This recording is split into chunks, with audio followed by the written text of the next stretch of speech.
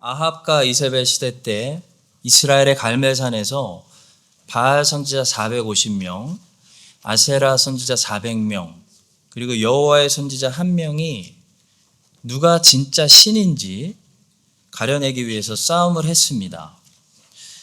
그래서 바알과 아세라가 아니라 여호와가 하나님이시다라는 사실이 그 갈멜산에서 분명히 나타났어요. 근데 그날 갈멜산에서 여호와가 하나님이시다라는 사실만 드러난 것이 아니고 이스라엘의 숨겨진 두 마음도 드러나고 바알과 아세라 선지자들의 숨겨진 거짓 종교도 드러났습니다. 그러니까 갈멜산에서 진리도 드러나고 부패한 신앙도 드러나고 거짓 종교도 다 드러났습니다. 치료를 받으려면 먼저 병이 발견되어져야 하고 드러나야 됩니다. 오늘 성령께서 우리 각 사람에게 내적으로 말씀하실 때 우리 안에 숨어있는 이 죄와 이 병이 옆 사람 보라고 하는 게 아니고 내가 볼 수 있도록 내 앞에 드러나게 하시고 하나님의 진리와 은혜의 말씀으로 새롭게 채워주시고 치료해 주시는 그러한 시간 주시기를 바랍니다. 첫 번째로 두 마음을 품고 있었던 이스라엘 백성부터 하나님 말씀으로 봅니다. 이스라엘이란 나라 안에 바알파하고 여호와파 이렇게 두 파로 분열이 있었던 것이 아니고요. 동일한 백성이 바알도 섬기고 여호와도 섬기는 두 신을 사이좋게 동시에 섬기고 있었다는 거예요. 그러니까 이스라엘의 문제는 분열의 문제가 아니라 혼합된 신앙, 미지근한 신앙이 문제였어요. 21절입니다. 엘리야가 모든 백성에게 가까이 나아가 이르되 너희가 어느 때까지 둘 사이에서 머뭇하려느냐. 여호와가 만일 하나님이면 그를 따르고 바알이 만일 하나님이면 그를 따를지니라. 하니 백성이 말 한마디도 대답하지 아니하는지라. 이런 미지근한 신앙의 현상이 엘리야 때만 있었던 것은 아니고요. 이미 여호수아가 백성들의 이런 적당한 신앙, 미지근한 신앙을 감지하고 다음과 같이 경고를 한 적이 있습니다. 만일 여호와를 섬기는 것이 너에게 좋지 않게 보이거든 너희 조상들이 강 저쪽에서 섬기던 신들이든지 또는 너희가 거주하는 땅에 있는 아모리 족속의 신들이든지 너희가 섬길 자를 오늘 택하라. 오직 나와 내 집은 여호와를 섬기겠노라. 신앙에서 우리에게 일어날 수 있는 이런 적당한 신앙, 이런 미지근한 상태, 그러니까 하나님도 적당히 섬기고 바알도 적당히 포기하지 않겠다는 이런 상태는 우리에게 왜 일어나는 걸까요? 두 가지 이유를 살펴보겠습니다. 먼저 이스라엘이 바알을 섬겼던 이유를 생각해 보겠습니다. 이스라엘이 바알을 섬겼던 이유는 그들 안에 부패성이 육체 쾌락을 좋아했기 때문이에요. 여러분, 이스라엘 백성들이 바알을 섬기면 안 된다라는 거 정말 몰랐을까요? 알았습니다. 그런데도 바알 숭배를 한 것은 거기서 나오는 쾌락을 좋아했기 때문에 포기를 못한 거예요. 옛날부터 이 헬라 철학자들은 사람 안에 이 죄를 가지고 있다는 원죄론을 부인하고 사람이 중립적인 멀쩡한 상태에서 언제나 자유로운 선택을 할 수 있다라고 말했습니다. 여러분, 우리는 A나 B 중에 내가 원하는 것을 선택할 수 있는 의지를 가지고 있는 로봇가 아니라 자율적인 존재인 것은 분명합니다. 자, 그러나 문제는 A와 B 중에서 우리는 항상 무엇을 원하게 되느냐라는 거예요. A나 B 중에서 B를 더 선택해야 된다는 것을 우리의 이성이 명확히 아는데도 A를 선택하고 싶은 충동에 훨씬 더 우리의 육체가 강하게 끌린다면 우리는 A나 B를 결코 중립적인 상태에서 선택할 수 있는 사람들이 아닌 것이죠. 우리는 A와 B를 중립적인 상태에서 선택할 수 있는 멀쩡한 존재들이 아니라 성경은 뭐라고 얘기했냐면 뭔가 고장이 나서 항상 A에게 훨씬 더 강하게 끌려서 A를 선택하는 것은 나쁜 것인지 알면서도 너무 쉽게 선택하고 B를 선택하는 것은 이걸 선택해야 되는 것을 알면서도 너무 어렵게 도와주시지 않으면 선택하지 못하는 그런 경험들을 우리는 모두 하고 살아갑니다.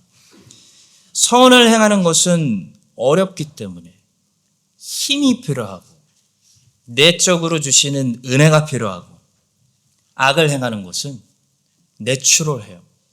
쉽기 때문에 힘이 없어도 도움이 없어도 가르치지 않아도 그냥 놔두면 알아서 잘한다는 거예요. 그냥 놔두면 사람은 항상 육체의 쾌락을 선택해요. 자, 우리의 이런 상태가 헬라 철학인들이 말하는 것처럼 우리가 중립적인 멀쩡한 상태에 있는 것이 아니라 성경이 말씀하는 것처럼 우리 안에 원죄를 가지고 있고 부패성을 가지고 있어서 성령께서 간섭해서 이끌어 주시지 않으면, 그러니까 하나님의 은혜가 없으면 그냥 놔둬버리면 항상 죄에게 끌리는, 항상 육체의 쾌락을 선택하는, A와 B 중에서 항상 A를 원하고 있는, 죄로 기울어져 있는 상태에 있다는 거예요. R.C. 스프롤 목사님은 말합니다. 우리가 본질상 선하거나 도덕적인 중립 상태라면 많은 사람이 자연스러운 선이나 중립 상태를 유지하며 죄를 짓지 않고 살아갈 것이라고 예상할 수 있다. 어떤 사람들은 우리의 환경이 악하지 않는다면 선한 마음과 중립 상태를 유지할 수 있을 것이라고 말한다. 그러나 우리가 보는 인간 사회는 그런 주장을 용납하지 않는다. 우리는 확실히 부패했다. 아우구스티누스는 원죄론을 계속 부인하는 펠라기우스와 싸우면서 다음과 같이 말했습니다. 우리는 죄를 지어서 죄인이 된 것이 아니라 죄인이기 때문에 죄를 짓는다. 저는 이런 말씀을 드리고 싶어요. 여러분들이 죄인이시라면 아마 죄인의 이 말을 공감하실 거예요. 우리는 모두 다음 죄를 계획하고 있다. 우리는 모두 다음 죄를 지을 기회를 엿보고 있다. 그런 부패성, 성향이 우리 안에 있다는 것. 여러분, 이스라엘이 바알을 숭배한 것은 몰라서, 우상이라는 걸 몰라서라기보다는 바알을 믿을 때 육체 쾌락을 제공받았기 때문이에요. 마찬가지로 우리 안에 원죄를 가지고 있는 우리 죄인들은 A나 B 중에 마음대로 원하는 것을 선택할 수 있는 의지는 가지고 있지만 문제는 항상 A를 원하는 성향, 육체의 쾌락을 원하는 부패한 성향을 가지고 있기 때문에 하나님의 은혜가 없으면, 하나님이 그냥 놔두시면 우리는 모든 선택을 육체의 쾌락을 채우는 선택을 하게 된다는 거예요. 여러분과 제가 성경이 진단해 주는 이런 죄인인 상태를 잘 알아야 하나님의 은혜가 우리에게 왜 필요한지, 왜 하나님의 간섭을, 성령의 간섭 개입을 하나님의 은혜라고 부르는지를, 비로소 그 은혜를 깊이 깨닫게 됩니다. 하나님께서 우리에게 은혜 주셔서 이번 주에도 가만 놔두시지 말고 성령께서 은혜 주셔서 성령의 힘으로 우리의 부패성을, 이쪽으로 심하게 끌리는 우리의 부패성을 억제시켜 주시고, 바알이 아니라, 육체의 쾌락이 아니라 하나님을 선택할 수 있는 그런 힘 주시고 은혜 주시기를 주님의 이름으로 축복합니다. 또 이스라엘이 여호와하고 바알 사이에서 그렇게 머뭇머뭇한 것은 유익이라는 신을 섬기고 있었기 때문입니다. 자, 만약에 바알이 육체 쾌락을 준다면 그냥 바알 섬기면 됐죠. 근데 왜 이스라엘은 바알을 섬기면서도 여호와를 버리지 않았을까요? 왜 굳이 여호와도 섬겼을까요? 바로 유익이라는 신을 섬기고 있었기 때문입니다. 여호와가 이스라엘에게 유익이 되는 부분이 있다고 생각했기 때문에 여호와를 완전히 버리지 않은 거예요. 쾌락은 바알 신이 주지만 여호와는 전쟁에 강한 신이에요. 그래서 비록 섬기기 까다롭고 복잡하고 피곤하고 어렵지만 잘 투자해 놓기만 하면 우리나라 공격당할 때 여호와를 써먹을 수 있다는 생각 때문에, 여호와가 필요하기 때문에 여호와를 버리지 않은 거예요. 오늘날도 많은 사람들이 쾌락의 신 바알을 섬기면서 그냥 바알만 섬기면 될 것이지 왜 굳이 기독교도 버리지 못하고 같이 섬길까요? 왜냐하면 무슨 일이 터졌을 때, 장래가 터졌을 때 여호와의 위로가 필요하기 때문에, 부도 났을 때 여호와의 도우심이 필요하기 때문에, 사고 당했을 때, 병 발견됐을 때, 전쟁 터졌을 때 여호와가 필요하기 때문에 여호와를 버리지 못하는 거예요. 여러분, 그런 것은 여호와를 섬기는 것이 아니고 유익의 신을 섬기는 부패한 신앙입니다. 하나님이 하나님이라서 섬기는 것이 아니죠. 하나님이 나에게 유익하기 때문에 섬기겠다는 거예요. 여러분, 제가 제 아들을 사랑하는 이유는 제 아들이 좋은 녀석이기 때문이 아니고 제 아들이기 때문입니다. 물론 제 아들 참 좋은 아이예요. 오해하지 마세요. 근데 얘가 커면서 혹시 저 닮아가지고 이렇게 좋은 녀석이 안 될 수도 있잖아요. 그럼 제가 사랑하지 않을까요? 저는 끝까지 사랑할 거예요. 제 아들이니까. 하나님도 마찬가지입니다. 하나님은 하나님이시기 때문에 우리가 섬기는 거지, 하나님이 좋으시기 때문에 섬기는 거 아닙니다. 물론 하나님은 좋으신 하나님이죠. 그러나 하나님이 나에게 좋은 분으로 안 느껴질 때는 어쩔 겁니까? 그때도 하나님을 경배하는 것은 하나님이시기 때문이에요. 제가 정리를 해봤습니다. 요즘 왜 이렇게 정리를 많이 하는지 모르겠습니다. We should follow Jesus, not because Jesus is good, but because Jesus is Jesus. 우리는 예수님이 좋은 분이기 때문에 따르는 것이 아니라 예수님이 예수님이시기 때문에, 길이요 진리요 생명이시기 때문에 따라야 하는 것입니다. 메시아는 말했습니다. 하나님은 전체를 다 가지시든지 아니면 아무것도 갖지 않으실 것이다. 하나님께는 하나님만 섬기는 사람들이 하나님의 백성이지, 하나님도 섬기고 바알도 섬기는 사람들은 하나님께는 하나님의 백성이 아닙니다. 하나님이, 우리가 하나님을 이용하려고 하면 하나님이 이용당하시는 거 아십니다. 그걸 모르실까요? 중심을 보시는 분이. 하나님께서 여러분과 저에게 성령의 은혜를 주셔서 우리의 마음이 다시 온전히 하나님이신 하나님께 향하게 하시고 쾌락의 신, 유익의 신을 섬기는 것이 아니라 정말 여호와를 섬기는 여호와의 백성들 되시기를 주님의 이름으로 축원합니다. 자, 두 번째로 엘리야와 바알 아세라 선지자들을 보겠습니다. 851명이 그 산에 올라갔어요. 선지자들이 850대 1. 거기서 850이 지고 한 명이 이겼다는 것이 갈멜산 전투 이야기예요. 여러분, 영적인 전쟁은 숫자가 강한 것으로 이기는 전쟁이 아닙니다. 성경에는 전쟁이 많이 나오는데 숫자가 강해서 이기는 전쟁은 하나도 없어요. 영적인 전쟁은 숫자 전쟁이 아니에요. 성경에서 보여주는 전쟁들, 숫자 전쟁이 아니에요. 13만 5천 명이든 18만 5천 명이든 850대 1이든 항상 누가 이기냐면 하나님의 편에 있는 자들이 무조건 이기는 전쟁이 영적 전쟁이에요. 본문 22절입니다.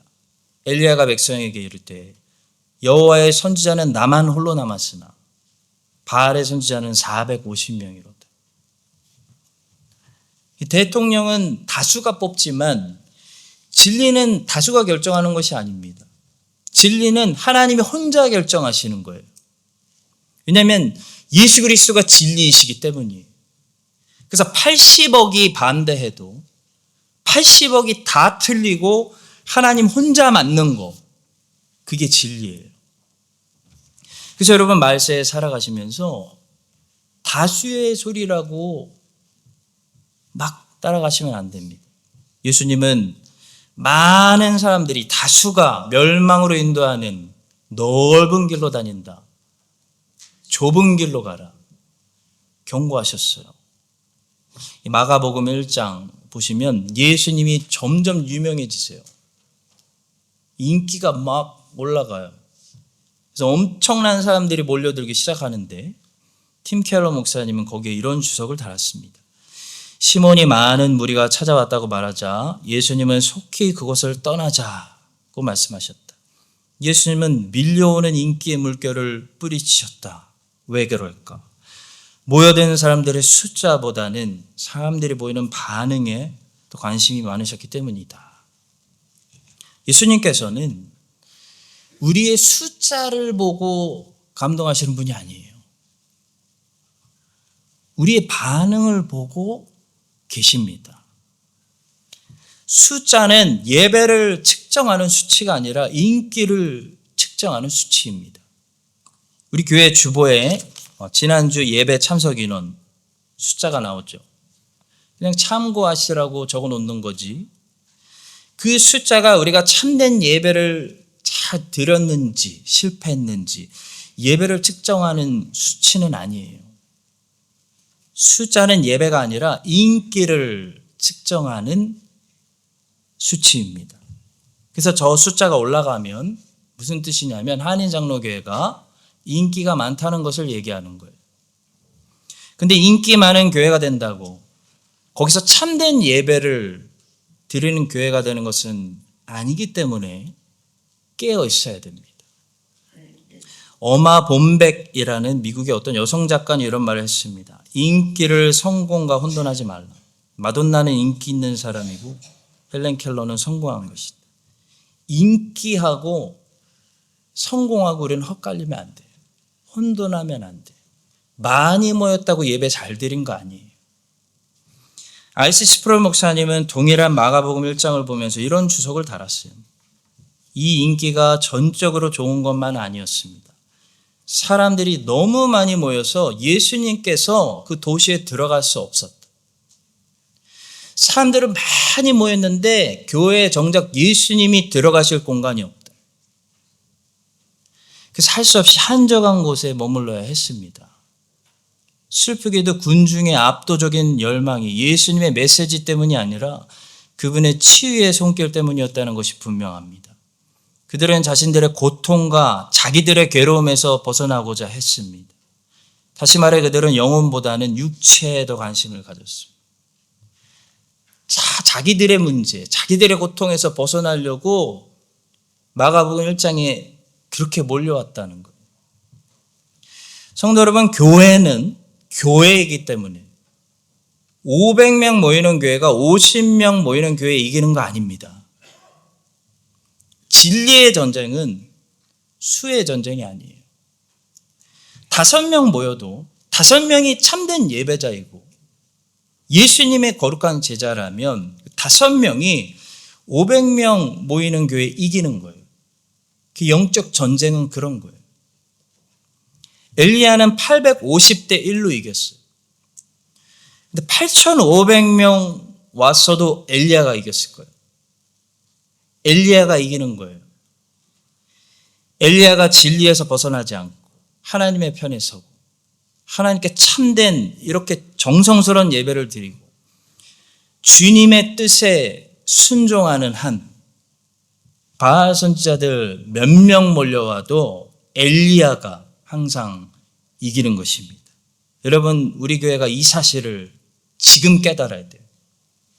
숫자만 늘어나는 교회가 아니라 믿는 자의 수가 사도행전의 교회처럼 더해지는 교회, 제자들이 성장하는 교회, 엘리야가 많아지는 교회, 영적 싸움에서 강한 승리하는 교회 되시기를 예수님의 이름으로 축원합니다. 자, 마지막 세 번째로 오늘은 이 우상 숭배자들의 기도를 진단해 보려고 해요. 그 갈멜산에서 한 부류의 기도는 아무리 기도해도 응답이 안 됐고, 한 사람의 기도는 불이라는 기적으로 응답됐습니다. 그러니까 참된 기도가 있고 거짓 기도가 있어요. 하나님이 응답하시는 기도가 있고 외면당하는 기도가 있어요. 우상 숭배자들의 기도의 모습들은 무엇이 있을까요? 공로를 내세워 원하는 것을 달라는 기도. 이게 우상 숭배자들의 기도입니다. 26절입니다. 그들이 받은 송아지를 가져다가 잡고 아침부터 낮까지 바알의 이름을 불러 이르되 바알이여 우리에게 응답하소서. 하나 아무 소리도 없고 아무 응답하는 자도 없으므로 그들이 그 쌓은 제단 주위에서 뛰놀더라. 바알 숭배자들이 그날 제단에서 막 뛰놀았다는 것은 신을 기쁘게 하기 위해서 춤췄다는 것을 말해요. 막 춤췄어요. 그들은 헤로디아의 딸이 춤춰서 헤롯을 기쁘게 해서 헤롯 왕에게 결국 원하는 것을 얻어냈던 것처럼 춤춰서 신을 기쁘게 하면 신이 그들이 원하는 것을 응답해 줄 거라고 생각했어요. 여러분, 이게 정확히 종교예요. 여러분, 모든 종교는 내용만 다르고 그 원리가 똑같습니다. 종교에는 반드시 공로가 있습니다. 공로를 쌓아요. 공로를 쌓고 공로를 선한 행위든 뭐든 열심으로 열심히 쌓고 그거를 드려요. 그래서 공로를 내가 원하는 거 하고 바꾸는 거, 그것이 종교입니다. 여러분, 이런 식으로 공로를 혹시 드려서 하나님을 기쁘게 할 것이라고 착각하고 계시다면 그 사람은 아직 기독교 신앙에 입문하지도 못한 거예요. 로마서는 공로부터 빨리 집어 던지라고 얘기해요. 공로로 하나님을 기쁘게 할 수 있다는 착각부터 포기하라고 말합니다. 그래서 어떤 방법으로 하죠? 율법으로 합니다. 율법으로 모든 사람들을 유대인이나 헬라인이나 다 정죄해버려요. 꿈도 꾸지 말라고 얘기해요. 모든 사람들은 율법의 기준으로 미달리라는 거예요. 그래서 공로로 하나님을 감동시킬 수 있다는 착각 버리고 주 예수를 믿으라. 복음을 믿으라. 오직 하나님을 기쁘시게 할 수 있는 레벨과 수준은 예수 그리스도의 삶밖에 없기 때문에 예수 그리스도를 내가 힘입어서 예수 그리스도의 이름으로 기도할 때 하나님의 은혜를 베푸시는 거지.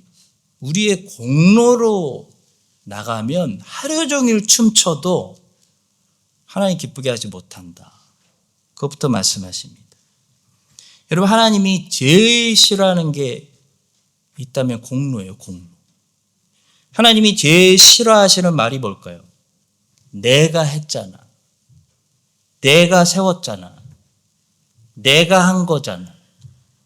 이거예요. 그래서 여러분 기도하실 때 조금이라도 은혜 받고 싶으면 철저하게 예수 그리스도의 삶을 내가 힘입어 기도하셔야지. 내 삶을 힘입어 기도하시면 소망이 없어요. 내가 새벽에 나오지 않았습니까? 내가 평생 주일 성수하지 않았습니까? 한 번도 안 빠졌어요. 내 금식했어요. 저 봉사 많이 했어요. 저 착한 일 많이 했어요. 저 배수예요.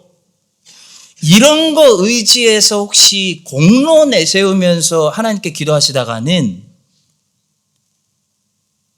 하나님이 죄인을 향한 저주와 진노만 받을 수 있어요. 오직 하나님이 기쁘시게 받으시는 분은 예수 그리스도예요. 그래서 그 예수 그리스도를 의지하여 내 이름이 아니라 배수이가 아니라 예수 그리스도 이름으로 기도하실 때 우리는 은혜로운 응답을 기대할 수가 있습니다. 두 번째로 우상 숭배자들의 기도는 오래 큰 소리로 기도했다는 거예요. 보니까 하루 종일 기도했어요. 아침에 기도 시작했어. 정오를 넘겨 저녁 때까지 기도했어요. 여러분, 우상 숭배자들의 기도는 항상 이 폼을 중요하게 생각합니다. 왜 폼을 중요하게 생각할까요? 누군가에게 보이려고 하기 때문에 모양이 중요한 거예요. 다른 사람들에게 보이려고 한다든지 다른 사람들이 없어도 나 자신에게 보이려고 하기 때문에 나 기도했잖아.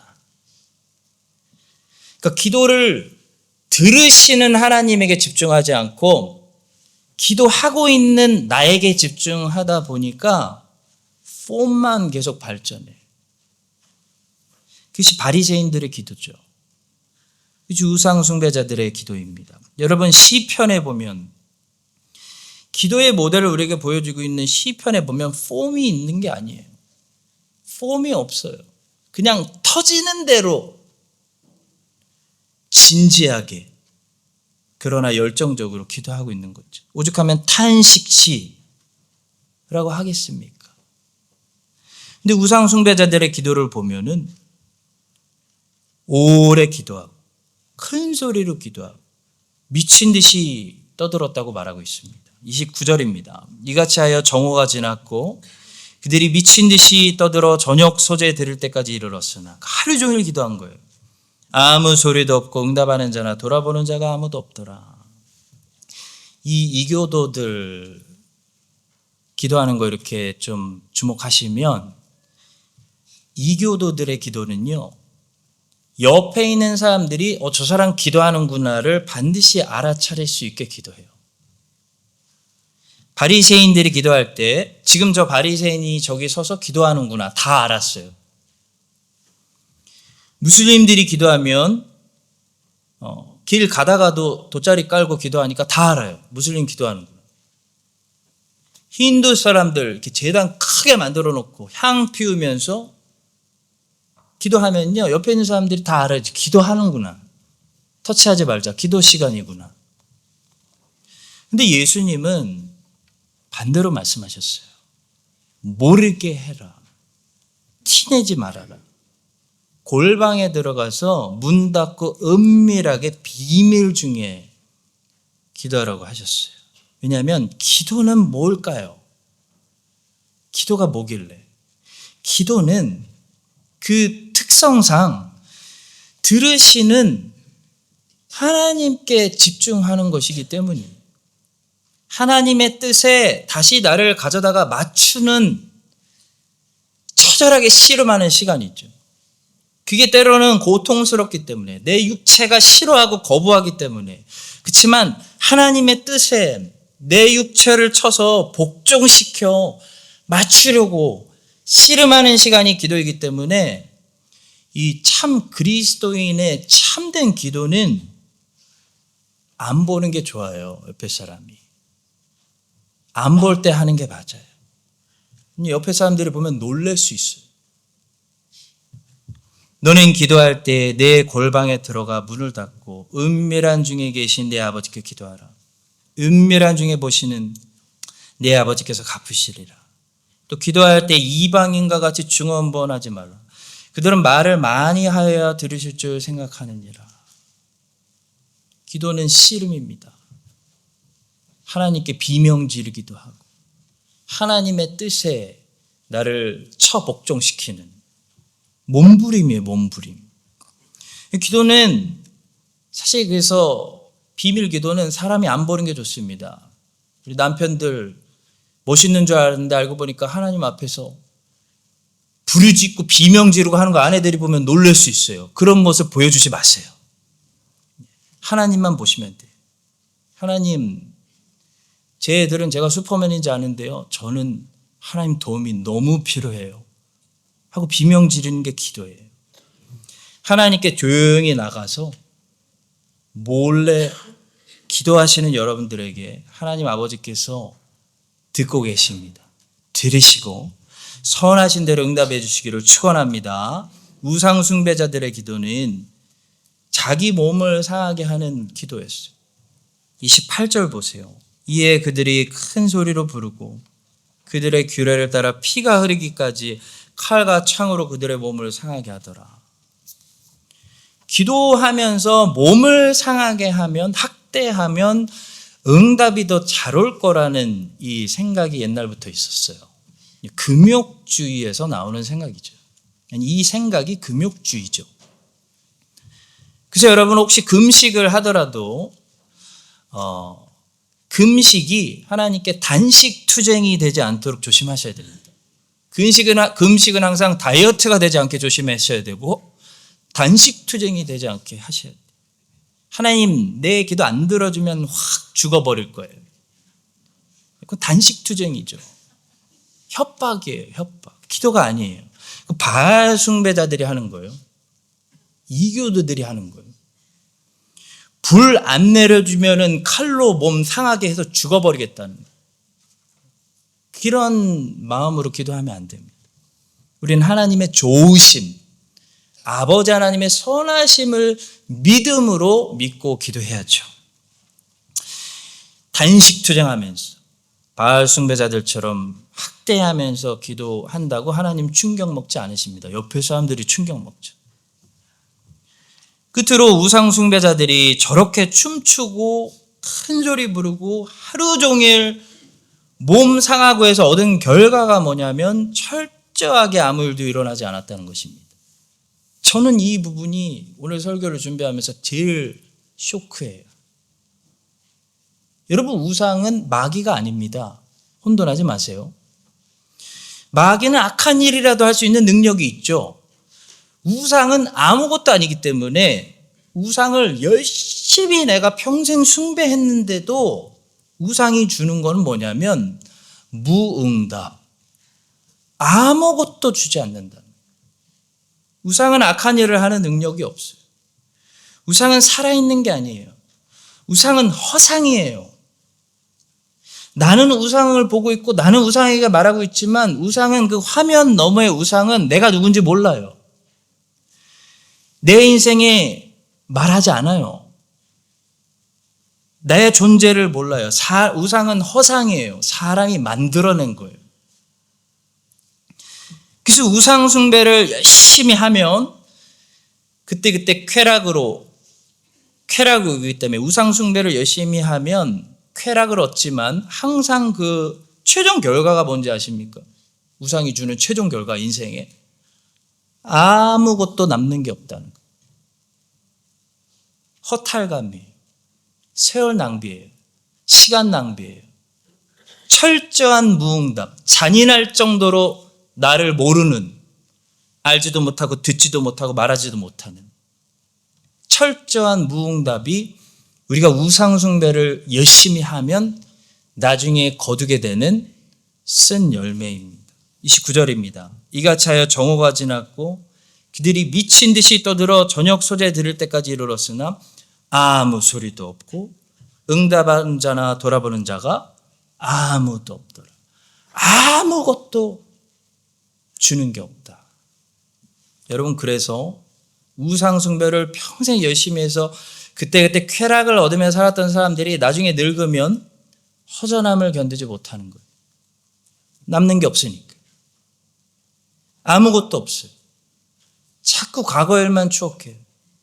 무대가 그리워요. 인기가 그리워요. 우상숭배하면 그런 비참한 더 외로워지는 거예요. 아무것도 끝에 없는 것이 우상이 우리에게 주는 잔인한 결과입니다. 왜냐하면 우상은 사람이 만들어낸 것이요. 말도 못하고 듣지 못하고 응답도 못하고 비도 못 내리고 철저하게 무능력한 아무것도 못하는 존재이기 때문입니다. 사랑하는 성도 여러분, 저 29절의 말씀을 우리가 기억하고 이번 한 주도 피와 같은 시간, 하나님이 주시는 매일매일 기회, 매주 이 기회를 하나님을 섬기며 하나님의 뜻을 이루며 하나님 앞에서 열심히 씨를 뿌려서 많이 열매 맺는 가지들로 여러분들 살아가시기를 예수님의 이름으로 축원합니다. 기도하겠습니다. 하나님 아버지, 감사합니다. 우상 숭배자들처럼 잘못된 방법으로 열심으로 기도하지 않게 하시고 엘리야처럼 하나님의 뜻을 향해 씨름하며 간절히 기도하는 제사장들이 되게 하여 주시옵소서. 850명과 한 사람이 싸워서 한 사람이 승리하는 거 저희들 보았습니다. 잊지 않게 하여 주시고 저희 교회가 하나님 없는 다수가 되지 않게 하시고 차라리 하나님 있는 소수가 되게 하셔서 영적으로 승리하는 교회 되게 하여 주시옵소서. 쾌락을 더 좋아하고 쾌락에 훨씬 더 쉽게 끌리는 저희들입니다. 우리의 옛사람을 성령께서 절제시켜 주시고 하나님이 유익하기 때문이 아니라 하나님 아버지이시기 때문에 어떤 시즌에서도 하나님을 따르고 순종하고 사랑하는 진정한 백성들 되게 하여 주시옵소서. 예수님의 이름으로 축복하며 기도합니다.